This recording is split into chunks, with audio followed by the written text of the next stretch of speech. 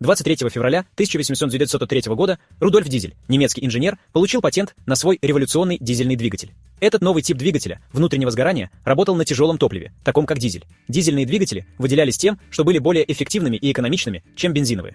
Используя сжатие для воспламенения топлива, они достигали большей мощности. Изобретение дизеля произвело революцию в промышленности, транспорте и энергетике. Вскоре началось массовое производство, и дизельные двигатели стали приводить в движение корабли, поезда и автомобили. Сегодня, благодаря новым технологиям, современные дизельные двигатели стали более экологичными и эффективными. От строительства до сельского хозяйства дизельные двигатели повсюду.